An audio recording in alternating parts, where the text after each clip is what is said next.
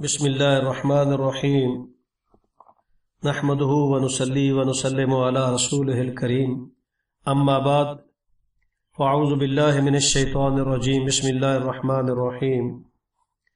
حافظ ابن کثیر رحمۃ اللہ تعالی علیہ نے اپنی تفسیر کے اندر حضرت ذوالکفل علیہ السلام کا عجیب واقعہ جو ہے وہ بیان کیا ہے جو ہدیہ سامعین ہے۔ حضرت مجاہد رحمۃ اللہ علیہ فرماتے ہیں کہ یہ ایک نیک بزرگ تھے جنہوں نے اپنے زمانے کے نبی سے عہد و پیمان کیے اور ان پر قائم رہے، قوم میں عدل و انصاف کیا کرتے تھے۔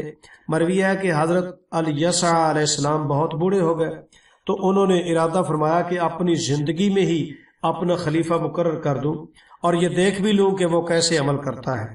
چنانچہ انہوں نے لوگوں کو جمع کیا اور کہا کہ 3 باتیں جو شخص منظور کرے میں اسے خلافت سونپتا ہوں۔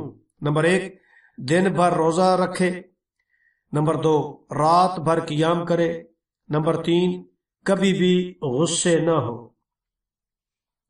ان 3 باتوں کو حضرت الیسع علیہ السلام نے لوگوں کے سامنے پیش کیا۔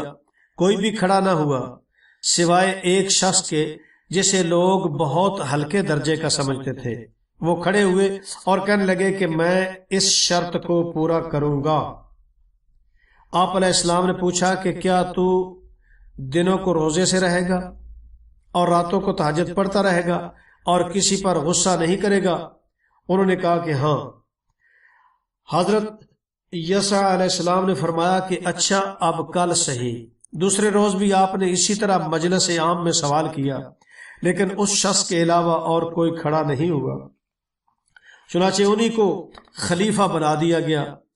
اب شیطان نے چھوٹے چھوٹے شتونگڑے جو ہیں اس بزرگ کے پیچھے ان کو بہکانے کے لیے لگا دیے مگر کسی کی کچھ نہ چلی۔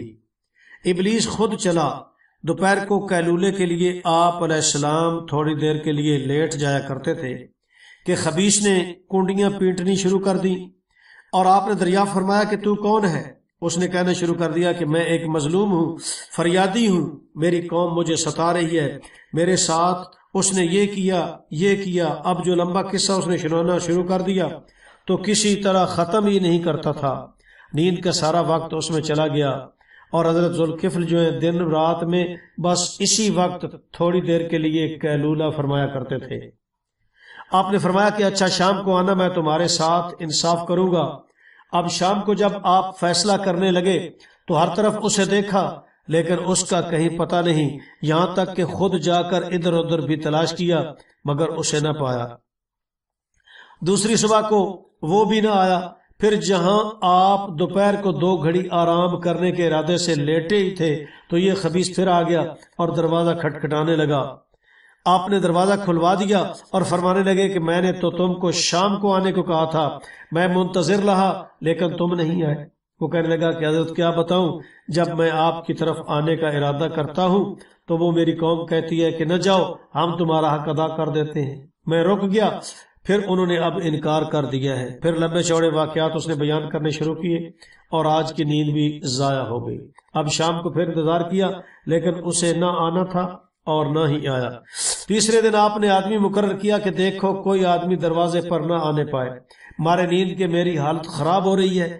آپ ابھی لیٹے ہی تھے کہ وہ مردود پھر آ گیا۔ چوکیدار نے اسے روکا، یہ ایک طاق میں سے اندر گھس گیا اور اندر سے دروازہ کھٹکھٹانا شروع کر دیا۔ آپ علیہ السلام نے اٹھ کر پہرے دار سے کہا کہ میں نے تمہیں ہدایت کر دی تھی، پھر بھی اسے دروازے پر آنے سے نہیں روکا۔ اس چوکیدار نے کہا کہ میری طرف سے کوئی نہیں آیا۔ آپ نے جو غور سے دیکھا تو دروازے کو بند پایا اور اس شخص کو اندر موجود پایا۔ آپ پہچان گئے کہ یہ شیطان ہے۔ اس وقت شیطان نے کہا کہ اے اللہ کے ولی، میں تجھ سے ہارا، نہ تو نے رات کا قیام ترک کیا، نہ تو اس نوکر پر ایسے موقع پر غصے ہوا۔ بس اللہ تعالیٰ نے ان کا نام ذوالکفل رکھا اس لیے کہ جن باتوں کی انہوں نے کفالت لی تھی انہیں پورا کر دکھایا۔ اللہ کے نیک بندے اسی طرح ہوتے ہیں جنہیں اللہ رب العزت نواز دیتے ہیں، پھر وہ شیطانی تدبیریں ان پر کار گزار نہیں ہوتی، کسی طرح بھی شیطان کی تدبیر ان پر نہیں چل سکتی۔ یہ ملعون ایسی بزرگ ہستیوں سے پھر دور ہی ہو جاتا ہے۔ دعا ہے اللہ رب العزت ہمیں بھی شیطانی چالوں سے محفوظ اور مامون فرمائے، شیطان کے ہر قسم کے شر سے اللہ تعالیٰ تمام اہل ایمان کو محفوظ فرمائے۔ اعوذ باللہ من الشیطان الرجیم وآخر دعوانا ان الحمد للہ رب العالمین۔